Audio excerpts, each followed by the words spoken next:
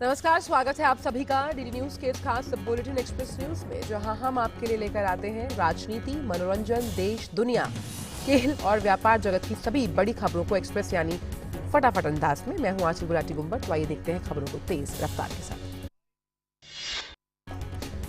अयोध्या में मंदिर निर्माण के लिए गठित श्री राम जन्मभूमि न्यास की पहली बैठक कल नई दिल्ली में हुई। बैठक में फैसला लिया गया कि मंदिर निर्माण के बारे में निर्णय लेने के लिए एक समिति बनाई जाएगी, जिसके प्रमुख प्रधानमंत्री मोदी के पूर्व प्रधान सचिव नृपेंद्र मिश्रा होंगे। बैठक में महंत नृत्य गोपाल दास को न्यास का अध्यक्ष और चंपत राय को महासचिव बनाया गया।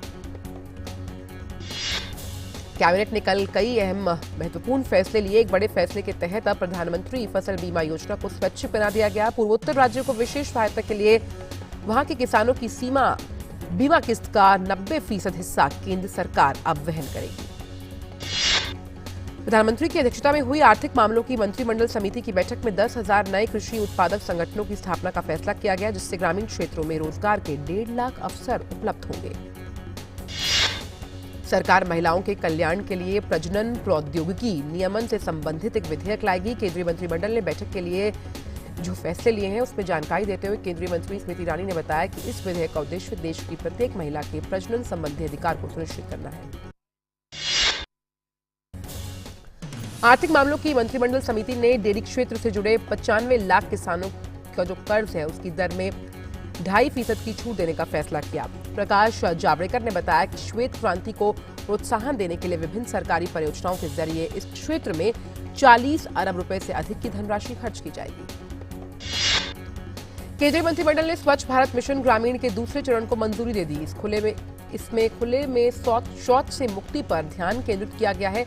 इस चरण का कुल अनुमानित बजट 52,497 करोड़ रुपए का है। इस मिशन के शुभारंभ के बाद अब तक 10 करोड़ से अधिक व्यक्तिगत शौचालयों का निर्माण किया गया। केंद्रीय मंत्रिमंडल की बैठक में 22वें विधि आयोग के गठन को मंजूरी दी गई, जिसका कार्यकाल सरकारी राजपत्र में गठन के आदेश के प्रकाशन की तिथि से 3 वर्ष की अवधि के लिए होगा और जो जटिल कानूनी मसलों पर सरकार को सलाह देगा। केंद्रीय मंत्रिमंडल ने अधिकार संपन्न प्रौद्योगिकी समूह के गठन को मंजूरी दी, जो विभिन्न मंत्रालयों, विभागों, सार्वजनिक क्षेत्र के उपक्रमों को प्रौद्योगिकी के उपयोग, खरीद के बारे में बेहतर संभव सुझाव प्रदान करेगा। प्रधानमंत्री नरेंद्र मोदी और अमेरिकी राष्ट्रपति डोनाल्ड ट्रंप 25 फरवरी को रक्षा और व्यापार समेत कई महत्वपूर्ण क्षेत्रों में सहयोग बढ़ाने पर नई दिल्ली में विचार विमर्श करेंगे। ट्रंप ने प्रधानमंत्री नरेंद्र मोदी की सराहना की। उन्होंने कहा वे भारत यात्रा के प्रति उत्सुक हैं। अमेरिकी राष्ट्रपति डोनाल्ड ट्रंप की अगले हफ्ते होने वाली भारत यात्रा के लिए राष्ट्रीय राजधानी में एक बहुस्तरीय सुरक्षा व्यवस्था को लेकर Delhi police, US secret service और अन्य एजेंसियां पूरी तरह से तैयार है। पुलिस आयुक्त अमूल्य पटनायक ने कहा, अमेरिकी राष्ट्रपति की यात्रा के संबंध में दिल्ली पुलिस सभी आवश्यक व्यवस्था कर रही है।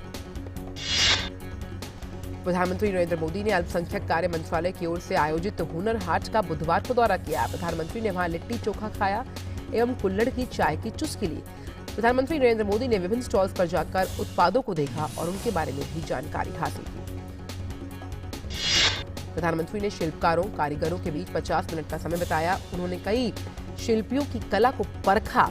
हुनर के उस्ताद में 50% महिला दस्तकार भी शामिल हुई। प्रधानमंत्री पहली बार किसी हुनर हाट में पहुंचे हैं। अरुणाचल प्रदेश का आज 34वां स्थापना दिवस है। इस अवसर पर केंद्रीय गृह मंत्री अमित शाह आज अरुणाचल प्रदेश की राजधानी ईटानगर में आयोजित होने वाले 34वें राज्य स्थापना दिवस के समारोह में शामिल होंगे। गृह मंत्री राज्य के लिए कई विकास की परियोजनाओं को भी लॉन्च करेंगे। दिल्ली स्थित आईटीबीपी शिविर में रखे गए सभी 406 लोगों को उनके घर के लिए रवाना कर दिया गया। इनमें से किसी में भी कोविड-19 का पता नहीं चल पाया। 6 लोगों का एक परिवार बुधवार सुबह शिविर से रवाना हुआ है।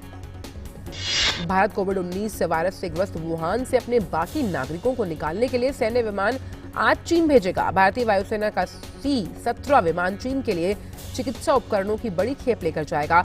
वुहान से आने के बाद उन्हें आईटीबीपी में रखने के लिए पूरी तैयारी हो रही है। जापान के तट पर खड़े क्रूज में कोरोना वायरस से संक्रमित लोगों का उपचार तेजी से जारी है। इनमें कुछ लोग भारतीय भी हैं। इन भारतीयों का भी पूरी देखभाल के साथ इलाज किया जा रहा है और भारत सरकार इस पूरी प्रक्रिया पर नजर बनाए हुए है। सूचना एवं प्रसारण मंत्रालय के प्रकाशन विभाग ने भारत 2020 के हिंदी, अंग्रेजी और डिजिटल वर्जन का लोकार्पण किया। अमेजन पर 225 रुपए में ये उपलब्ध होगा। और इस मौके पर सूचना प्रसारण मंत्री प्रकाश जावड़ेकर ने कहा कि प्रकाशन विभाग लोगों तक तथ्यात्मक जानकारी को पहुंचा रहा है। दिल्ली पुलिस ने जामिया मिलिया इस्लामिया के 10 छात्रों को नोटिस देकर उनसे 15 दिसंबर की हिंसा के मामले में पूछताछ के लिए पेश होने के लिए कहा। दिल्ली पुलिस की अपराध शाखा की एक टीम बुधवार को विश्वविद्यालय परिसर पहुंची और छात्रों को नोटिस थमाए। देश में तिलहन उत्पादन के क्षेत्र में आत्मनिर्भरता बढ़ाने के लिए सरकार एक मिशन शुरू करने जा रही है। कृषि मंत्री नरेंद्र सिंह तोमर ने मृदा स्वास्थ्य कार्ड दिवस समारोह को संबोधित करते हुए कहा कि सरकार देश भर में 10,000 कृषि उत्पादक संगठन बनाने का फैसला कर रही है, जिसके लिए 6,000 करोड़ रुपए से जो अधिक की सहायता है वो प्रदान की जाएगी। खाद्य और उपभोक्ता मामलों के मंत्री रामविलास पासवान ने कहा कि सरकार उपभोक्ता संरक्षण कानून क्रियान्वित करने के लिए नियमों की अधिसूचना और प्राधिकरण का गठन इस साल अप्रैल तक कर देगी। उन्होंने ऑनलाइन खरीदारी बढ़ाने के साथ ई वाणिज्य क्षेत्र के नियमन पर भी जोर दिया। केंद्रीय मंत्री नितिन गडकरी ने स्टॉकहोम में सड़क सुरक्षा पर तीसरे उच्च स्तरीय वैश्विक सम्मेलन को संबोधित किया। उन्होंने कहा कि भारत सभी संबद्ध पक्षों और एजेंसियों के साथ सहयोग कर रहा है, जो सड़कों को सुरक्षित बनाने को लेकर विभिन्न संस्थानों की क्षमता मजबूत करने, जागरूकता बढ़ाने और इंजीनियरिंग डिजाइन में सहयोग कर रहे हैं। विदेश मंत्री एस जयशंकर ने अपने जर्मन समकक्ष हेइको मास के साथ बैठक की और भारत प्रशांत क्षेत्र, बहुपक्षवाद, कनेक्टिविटी और टेक्नोलॉजी सहित कई द्विपक्षीय और बहुपक्षीय मुद्दों पर चर्चा की। 70वें बर्लिन अंतर्राष्ट्रीय फिल्म महोत्सव में बुधवार को विदेश मंत्री एस जयशंकर भारतीय पवेलियन का उन्होंने उद्घाटन किया। ये महोत्सव 20 फरवरी से 1 मार्च 2020 तक जर्मनी की राजधानी बर्लिन में आयोजित होगा। तमिलनाडु में आज तड़के तिरुपुर जिले के अविनाशी में एक सड़क हादसे में 19 लोगों की मौत की खबर है। ये हादसा उस वक्त हुआ जब कर्नाटक के बेंगलुरु से केरल के एर्नाकुलम जा रही बस एक ट्रक से जा टकराई। हादसे में घायल हुए लोगों को तिरुपुर के अस्पताल में ले जाया गया है। जम्मू कश्मीर पुलिस ने कहा कि वे सोशल मीडिया नेटवर्क का दुरुपयोग होने पर कार्रवाई करेगी। घाटी में हिंसा भड़काने के लिए कथित तौर पर सोशल मीडिया का इस्तेमाल किया जाता रहा है। दिल्ली पुलिस ने आप सरकार को पत्र लिखकर अनुरोध किया कि जेएनयू छात्र संघ के पूर्व अध्यक्ष कन्हैया कुमार और अन्य पर राजद्रोह के मामले में मुकदमा चलाने की मंजूरी देने की प्रक्रिया में तेजी लाई जाए। दिल्ली के मुख्यमंत्री अरविंद केजरीवाल ने बुधवार को कहा कि जवाहरलाल नेहरू विश्वविद्यालय छात्र संघ के पूर्व अध्यक्ष कन्हैया कुमार और अन्य के खिलाफ राजद्रोह के मामले में अभियोजन की मंजूरी देने पर जल्द फैसला करने के लिए संबंधित विभाग को कहा जाएगा। अरविंद केजरीवाल ने दिल्ली के मुख्यमंत्री के पद की शपथ लेने के बाद पहली बार केंद्रीय गृह मंत्री अमित शाह से बुधवार को मुलाकात की। केजरीवाल ने ट्विटर पर कहा कि काफी सार्थक और अच्छी बैठक रही। दिल्ली से जुड़े कई मुद्दों पर चर्चा हुई। हम दोनों इस बात पर सहमत हुए कि दिल्ली के विकास के लिए हम साथ काम करेंगे। दिल्ली विधानसभा का 3 दिवसीय सत्र 24 फरवरी से शुरू हो रहा है, जिस दौरान सदन के अध्यक्ष का चुनाव किया जाएगा और नवनिर्वाचित विधायक शपथ लेंगे। इस आशय का निर्णय दिल्ली सरकार के मंत्रिमंडल की बैठक में किया गया, जिसकी अध्यक्षता मुख्यमंत्री अरविंद केजरीवाल ने की। भाजपा के राष्ट्रीय महासचिव राम माधव ने ओडिशा सरकार पर राज्य के विकास को अनदेखा करने का आरोप लगाया। उन्होंने कहा कि राज्य सरकार केंद्र के साथ मिलकर काम करने के बजाय गलत बयानबाजी कर रही है, जबकि केंद्र ने राज्य को दी जाने वाली सहायता राशि को भी बढ़ाया है। उत्तर प्रदेश के मुख्यमंत्री योगी आदित्यनाथ ने कहा कि राम राज्य का मतलब किसी धार्मिक शासन व्यवस्था से नहीं है और देश की राम राज्य की एक जरूरत है, समाजवाद की नहीं। उन्होंने कहा, राम राज्य कुछ और नहीं सुशासन है। मेरी सरकार इसके लिए लगातार प्रयासरत है। जीएसटी भवन के कर्मचारी कुणाल जाधव ने बहादुरी और देशभक्ति की शानदार मिसाल पेश करते हुए आग की चपेट में आई एक इमारत की 9वीं मंजिल पर चढ़कर राष्ट्रीय ध्वज तिरंगे को जलने से बचा लिया। महाराष्ट्र के मुख्यमंत्री उद्धव ठाकरे ने जाधव के इस साहसिक कदम के लिए उन्हें सम्मानित किया। मुंबई के 4 नामी होटल्स को एक धमकी भरा ईमेल मिला, जिसमें दावा किया गया कि इसे भेजने वाला आतंकी संगठन लश्कर-ए-तौयबा का सदस्य है। होटल लीला, होटल प्रिंसेस, होटल पार्क और होटल रमाडाइन को धमकी भरा ईमेल मिला, जिसके बाद अब इसकी जांच की गई है। बिहार के मुख्यमंत्री नीतीश कुमार ने कहा कि उनकी कोशिश होगी कि किसानों को अधिक से अधिक सहायता मिल पाए। बैठक के दौरान नीतीश ने कहा कि कृषि रोड मैप लागू होने से कृषि क्षेत्र में सफलता मिली है। राज्य में कृषि उत्पादन और उत्पादकता बढ़ी है, लेकिन कृषि के क्षेत्र में अभी और काम करने की जरूरत है। जेडीयू के पूर्व नेता शरद यादव ने बिहार में विपक्षी दलों के महागठबंधन की ओर से मुख्यमंत्री पद के लिए खुद के संभावित उम्मीदवार होने की संभावना से इनकार करते हुए राजद नेता तेजस्वी यादव के नेतृत्व पर भरोसा जताया है। मध्य प्रदेश सरकार ने फिल्म पर्यटन नीति 2020 को मंजूर करते हुए इसमें फिल्म जगत के लिए कई तोहफे दिए। मुख्यमंत्री कमलनाथ की अध्यक्षता में मंत्रालय में हुई मंत्रिपरिषद की बैठक में मध्य प्रदेश फिल्म पर्यटन नीति 2020 का अनुमोदन किया गया। तमिलनाडु की अन्नाद्रमुक सरकार ने ऐलान किया कि दिवंगत जयललिता ने बच्चों, खासकर लड़कियों की भलाई के लिए जिस लगन के साथ काम किया, उसके सम्मान में 24 फरवरी को उनकी जयंती को बालिका संरक्षण दिवस के तौर पर मनाया जाएगा। मिजोरम के मुख्यमंत्री जोरामथंगा ने राज्य विधानसभा में वित्त वर्ष 2020-21 के लिए 10,081 करोड़ रुपए का बजट पेश किया। बजट पेश करते हुए उन्होंने कहा कि सीमित संसाधनों के बावजूद अगले वित्त वर्ष के दौरान राज्य का बजट घाटे से मुक्त होगा और 763 करोड़ रुपए के राजस्व अधिशेष होने का अनुमान जताया गया है। उत्तर प्रदेश में कार्यकर्ता सम्मेलन में एनसीपी प्रमुख शरद पवार ने कहा कि देश के इतिहास में उत्तर प्रदेश का अलग स्थान है। स्वतंत्रता आंदोलन में काफी बड़ा योगदान है।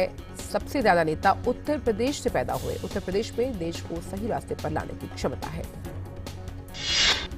पश्चिमांचल विद्युत वितरण निगम लिमिटेड के 1.66 करोड़ रुपए के घोटाले के मामले का नोएडा पुलिस ने खुलासा करते हुए पंजाब नेशनल बैंक के डिप्टी मैनेजर सहित 8 आरोपियों को गिरफ्तार किया, जबकि बैंक का दूसरा डिप्टी मैनेजर फरार है। निर्भया सामूहिक बलात्कार और हत्या मामले में 4 दोषियों को अलग से फांसी दिए जाने के संबंध में सुप्रीम कोर्ट में आज आगे सुनवाई होगी। शाहीन बाग में गोली चलाने वाले कपिल बैसला की न्यायिक हिरासत की अवधि आज समाप्त हो रही है। देशद्रोह आरोपी और नागरिकता संशोधन कानून के विरोध में शाहीन बाग प्रदर्शनों के मुख्य आयोजकों में से एक शर्जील इमाम की आज गुवाहाटी हाईकोर्ट में पेशी होगी। महाराष्ट्र के पूर्व मुख्यमंत्री देवेंद्र फडणवीस के खिलाफ 2014 के चुनाव शपथ पत्र मामले के संबंध में नागपुर की अदालत में आज सुनवाई होगी। उच्चतम न्यायालय ने सीबीआई को निर्देश दिया कि एजेंसी के पूर्व प्रमुख रणजीत सिन्हा द्वारा आधिकारिक पद के दुरुपयोग के आरोपों पर नई स्थिति रिपोर्ट 4 सप्ताह के अंदर दायर करे। साथ ही अदालत ने कोयला घोटाले के 50 से अधिक मामलों में प्रगति रिपोर्ट भी मांगी है।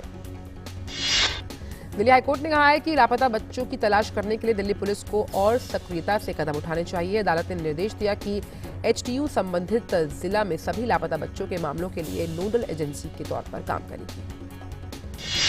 अहमदाबाद की एक अदालत ने कांग्रेस नेता हार्दिक पटेल के खिलाफ गैर जमानती वारंट जारी किया। ये वारंट 2017 में पुलिस की अनुमति के बिना यहां रैली आयोजित करने के सिलसिले में उनके खिलाफ चल रहे एक मामले की सुनवाई के दौरान उनके अनुपस्थित रहने पर जारी किया गया। गुवाहाटी उच्च न्यायालय ने व्यवस्था दी है कि पैन कार्ड, भूमि और बैंक दस्तावेज भारतीय नागरिकता के सबूत नहीं है। अदालत ने इसके साथ ही एक महिला की याचिका को खारिज कर दिया, जिसने अपना नागरिकता दावा निरस्त करने के प्राधिकरण के आदेश को चुनौती दी थी। सुप्रीम कोर्ट ने व्यवस्था दी कि मजिस्ट्रेट और सिविल न्यायाधीश जैसी निचली अदालत के सदस्य सीधी भर्ती के जरिए जिला न्यायाधीशों के तौर पर नियुक्ति के लिए पात्र नहीं है। ये तरीका विशेष रूप से उन वकीलों के लिए है जो 7 साल तक लगातार प्रैक्टिस कर चुके हैं।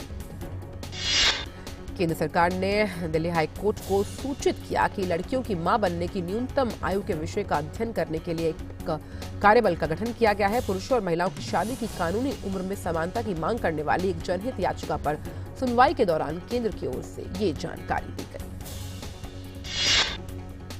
और फिलहाल वक्त छोटे से ब्रेक का। क्यों बहनों, मिल गई ना खबर कैंप की? हाँ आशा, तू तो वहाँ मेरी नजर का इलाज करवा। नजर ही नहीं चाची, नाक, कान, त्वचा, शुगर, बीपी या कोई यौन रोग हो, सेहत और इलाज की मुफ्त सुविधा अब हमारे घर पर ही आ गई है। कैंप की अधिक जानकारी शहरी स्वास्थ्य केंद्र से या अपनी बस्ती की आशा से प्राप्त कीजिए। स्वस्थ बनी जीवन, हर बस्ती हर आंगन। राष्ट्रीय शहरी स्वास्थ्य मिशन हरियाणा।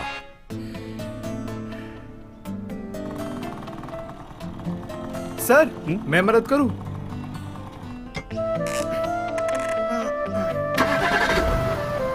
वाह, आप तो एक्सपर्ट हो। आपका गैरेज है या कहीं काम करते हो? काम ढूंढ रहा हूँ सर। गैरेज खोलना तो चाहता हूँ पर पैसे नहीं है, और लोन के लिए जमानत के तौर पे सिर्फ डिप्लोमा है।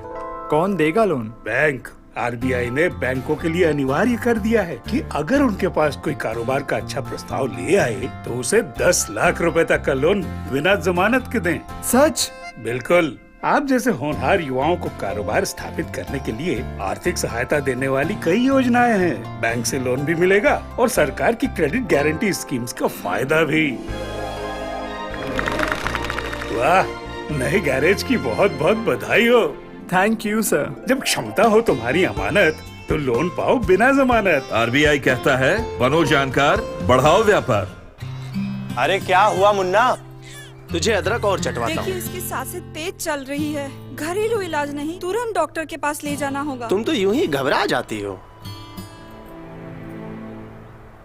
अच्छा मेरी एग्जाम कब है? एग्जाम? हाँ, और हम दोनों का टीकाकरण कार्ड कहाँ है? बेटा ये सब माँ को पता होगा ना। पापा जब सब माँ को पता है तो आप उनकी बात मानो ना। और स्कूल में भी बताया है कि सांस का तेज चलना निमोनिया हो सकता है।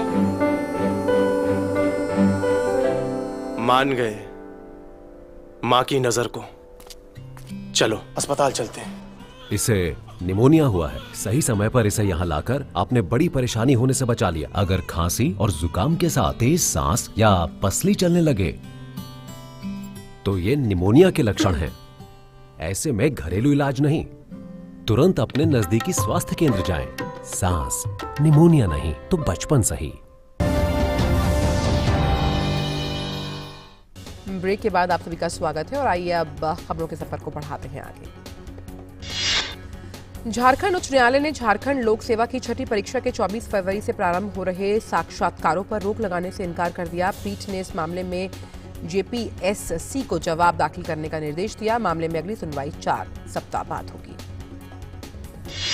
झारखंड उच्च न्यायालय ने बागमारा से भाजपा विधायक ढुल्लू महतो के निर्वाचन के खिलाफ दाखिल याचिका को बुधवार को सुनवाई के लिए मंजूर करते हुए महतो और निर्वाचन पदाधिकारी को नोटिस जारी किया। राष्ट्रीय हरित अधिकरण ने गाजियाबाद के नगर आयुक्त और कार्यकारी अधिकारी पर 10-10 हजार रुपए का जुर्माना लगाया। अधिकरण के आदेश के मुताबिक हरित पट्टी से अतिक्रमण हटाने में विफल रहने के कारण उन पर जुर्माना लगाया गया। सरकार ने बुधवार को कहा कि कोरोना वायरस की मार झेल रहे चीन से माल की आपूर्ति गड़बड़ाने की स्थिति में समय पर दायित्वों को पूरा नहीं कर पाने वाले ठेकेदारों के खिलाफ कोई कार्रवाई नहीं की जाएगी। आरबीआई के गवर्नर शक्तिकांत दास ने कहा कि कोरोना वायरस का भारत पर सीमित प्रभाव ही पड़ेगा, लेकिन चीनी अर्थव्यवस्था के आकार को देखते हुए वैश्विक जीडीपी और व्यापार पर निश्चित रूप से इसका प्रभाव पड़ेगा। पूर्व वित्त सचिव सुभाष चंद्र गर्ग ने बुधवार को कहा कि सरकार को समायोजित सकल राजस्व के तहत मूल राशि के भुगतान को लेकर एक बारगी निपटान योजना की पेशकश करनी चाहिए और ब्याज के साथ साथ जुर्माने से छूट देनी चाहिए। जीएसटी की केंद्रीय कर चोरी रोधी इकाई ने दिल्ली में नकली बिलों के जरिए 214 करोड़ रुपए से अधिक धोखाधड़ी पकड़ी। बुधवार को जारी एक आधिकारिक प्रेस रिलीज में ये जानकारी दी गई। वाणिज्य एवं उद्योग मंत्री पीयूष गोयल ने बुधवार को कहा कि उद्योग और आंतरिक व्यापार संवर्धन विभाग के पास 28,000 से ज्यादा स्टार्टअप रजिस्टर्ड हैं। देश भर में हुए कुल औद्योगिक उद्यमी ज्ञापन में गुजरात की 51% हिस्सेदारी है। राज्य सरकार की एक प्रेस रिलीज के अनुसार देश के आईआईएम के जरिए करीबन 6.78 लाख करोड़ रुपए का पूंजी निवेश हुआ, जिसमें गुजरात की हिस्सेदारी 3.43 लाख करोड़ रुपए है। विप्रो लाइटिंग ने उम्मीद की है कि अगले 2 वर्षों में उसके घरेलू उत्पादों की कुल बिक्री 15% का जो हिस्सा है वो स्मार्ट लाइट उत्पादों का होगा। स्पाइसजेट ने बुधवार को कहा कि वे घरेलू मार्गों पर अगले महीने के अंत में 20 नई उड़ानों की शुरुआत करेगी। इनमें कुछ उड़ानें क्षेत्रीय संपर्क योजना उड़ान के तहत भी होंगी। भारत सबसे स्वच्छ पेट्रोल डीजल अपनाने के लिए तैयार है और 1 अप्रैल से नए उत्सर्जन मानक भारत चरण 6 के अनुकूल ईंधनों की आपूर्ति शुरू हो जाएगी। इससे भारत उन चुनिंदा देशों में शुमार हो जाएगा जहां सबसे स्वच्छ पेट्रोल डीजल का उपयोग किया जाता है। टाटा मोटर्स की कंपनी जगुआर लैंड रोवर्स ने भविष्य के अनुकूल एक चालक रहित इलेक्ट्रिक कार को प्रदर्शित किया। इससे मध्य ब्रिटेन के वारविक यूनिवर्सिटी में स्थित कंपनी के नवोन्मेष केंद्र से विकसित किया गया है। चीन से शुरू हुआ कोरोना वायरस का प्रकोप दुनिया भर में फैलता जा रहा है। विश्व में अब तक 75,000 से अधिक लोग कोरोना वायरस से संक्रमित हो चुके हैं। चीन की स्टेट काउंसिल ने कोरोना वायरस के मद्देनजर विश्वविद्यालयों के नए सेमेस्टर को टालने का फैसला किया। छात्रों को उनके विश्वविद्यालयों द्वारा अगली सूचना दी जाएगी। कोरोना वायरस का कहर अब हांगकांग में भी दिखने लगा, जहां अब नोवेल कोरोना वायरस के मरीजों की संख्या बढ़कर 65 हो गई। नेपाल के वरिष्ठ पत्रकारों ने बुधवार को चीनी दूतावास के उन बयानों की निंदा की जिसमें एक प्रमुख दैनिक में चीन में फैले कोरोना वायरस के प्रकोप की छपी खबरों पर आलोचनात्मक टिप्पणी की गई थी। ईरान में कोरोना वायरस की वजह से 2 लोगों की मौत हो गई और दोनों बुजुर्ग थे और दक्षिण में स्थित कोम शहर के निवासी थे। स्वास्थ्य मंत्रालय की एक इकाई के प्रमुख ने कहा कि जिन 2 लोगों की मौत हुई उनकी ईरान से बाहर जाने में कोई जानकारी नहीं थी। कोरोना वायरस से प्रभावित होने की आशंका के चलते पिछले 2 सप्ताह से जापान के तट पर खड़े शिप से कई देशों द्वारा अपने नागरिकों को वापस बुलाने के बाद ऑस्ट्रेलिया ने भी अपने 170 लोगों को एयरलिफ्ट किया है। WHO ने बुधवार को कोरोना वायरस पर एक संवाददाता सम्मेलन में कहा कि हमने बहुत कम समय में काफी प्रगति की। सहयोग बहुत उत्साहजनक है, लेकिन हम अभी भी जो लक्ष्य की प्राप्ति को लेकर चल रहे हैं उसकी प्राप्ति नहीं हुई है। पूरी दुनिया में कोरोना वायरस के तेजी से फैलने के बीच European centre for disease prevention and control ने कहा कि यूरोप में कोरोना वायरस के प्रसार पर नियंत्रण लगाने में सफलता मिली है। भारत और अमेरिका के बीच प्रस्तावित व्यापार समझौता अटका नहीं है और दोनों पक्ष इस बात पर सहमत हुए हैं कि जल्दबाजी में ये नहीं किया जाना चाहिए। जर्मनी के हैनोवर में 2 गुटों के बीच हुई गोलीबारी में कम से कम 8 लोगों के मारे जाने की खबर है। कैसलस्टैड जिले के 2 होटल्स में हुई इन गोलीबारी की घटनाओं में 5 अन्य लोगों के घायल होने की खबर है। अमेरिका के राष्ट्रपति डोनाल्ड ट्रंप ने विकीलीक्स के संस्थापक जूलियन अंसाजे को क्षमा दान देने की पेशकश की। उन्होंने कहा कि यदि जूलियन अंसाजे इस बात को मान ले कि 2016 में डेमोक्रेटिक पार्टी के ईमेल के विकीलीक्स के प्रकाशन से रूस का कोई लेना देना नहीं, तो हम उन्हें माफ कर देंगे।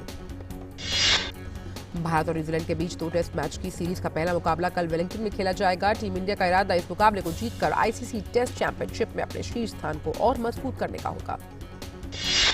पहले टेस्ट में मयंक अग्रवाल के साथ पृथ्वी शॉ कर सकते हैं भारतीय पारी की शुरुआत। कप्तान विराट कोहली ने बुधवार को प्रेस कॉन्फ्रेंस में पृथ्वी के खेलने के लिए संकेत दिए। कोहली ने पृथ्वी शॉ की तारीफ करते हुए कहा कि टीम चाहती है कि वो अपना नेचुरल गेम खेले। न्यूजीलैंड के अनुभवी बल्लेबाज रॉस टेलर ने अपनी टीम से भारतीय गेंदबाजों को हल्के में लेने की गलती नहीं करने की सलाह दी। टेलर ने कहा टीम इंडिया के तेज गेंदबाज जसप्रीत बुमराह अपनी गेंदबाजी से कीवी टीम को परेशानी में डाल सकते हैं। भारत के टेस्ट विशेषज्ञ चेतेश्वर पुजारा ने बुधवार को इंग्लिश काउंटी चैंपियनशिप के पहले 6 मैचों के लिए ग्लूस्टरशायर के साथ अनुबंध किया। ग्लूस्टरशायर के साथ उनका अनुबंध 12 अप्रैल से 22 मई तक के लिए है। सीनियर एशियन कुश्ती चैंपियनशिप में भारतीय पहलवानों का शानदार प्रदर्शन जारी है। दूसरे दिन भारत ने जीते 3 कांस्य पदक। आशु ने ग्रीको रोमन में कांस्य पदक जीतने में सफलता पाई।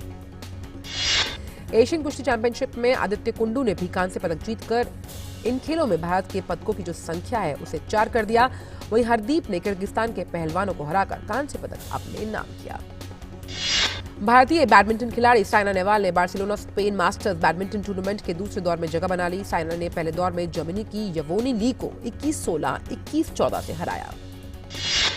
Barcelona Spain masters badminton tournament के पुरुष एकल में किदाम्बी श्रीकांत दूसरे दौर में पहुंचने में सफल रहे। श्रीकांत ने हमवतन शुभंकर डे को 23-21, 21-18 से पराजित किया।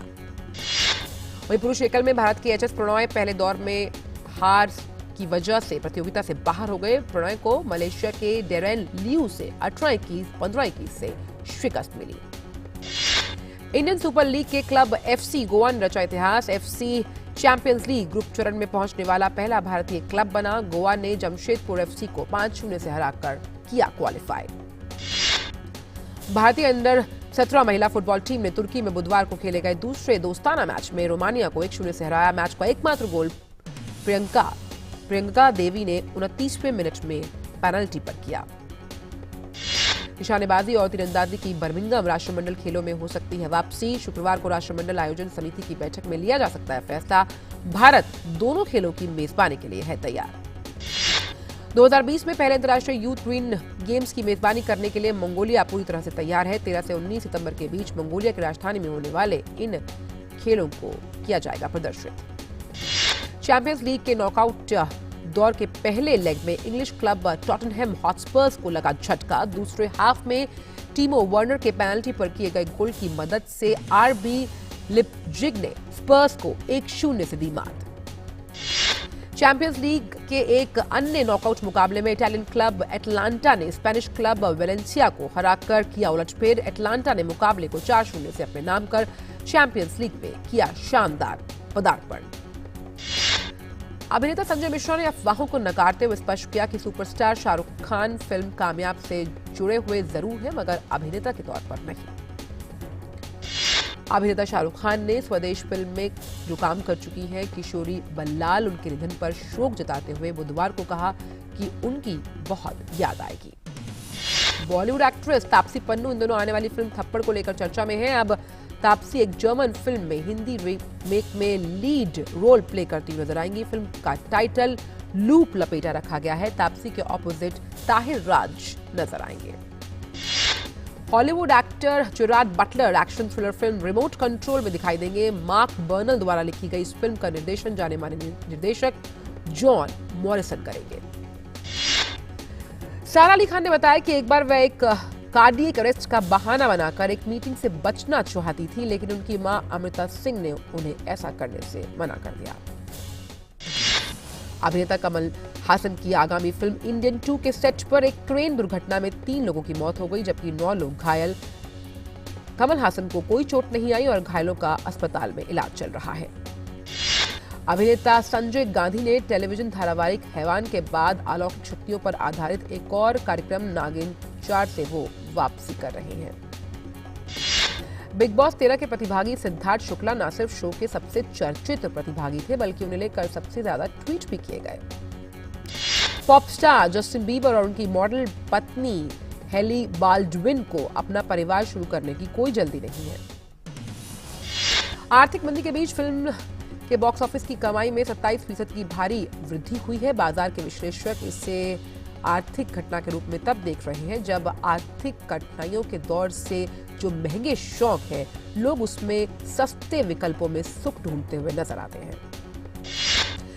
यशराज फिल्म्स को NCDRC ने महाराष्ट्र के औरंगाबाद की एक शिक्षिका को 10,000 रुपए का मुआवजा देने का निर्देश दिया, जो शाहरुख खान अभिनीत फैन से एक गाना हटाए जाने से निराश हुई। तो एक्सप्रेस न्यूज में फिलहाल इतना ही। मुझे दीजिए इजाजत। नमस्कार।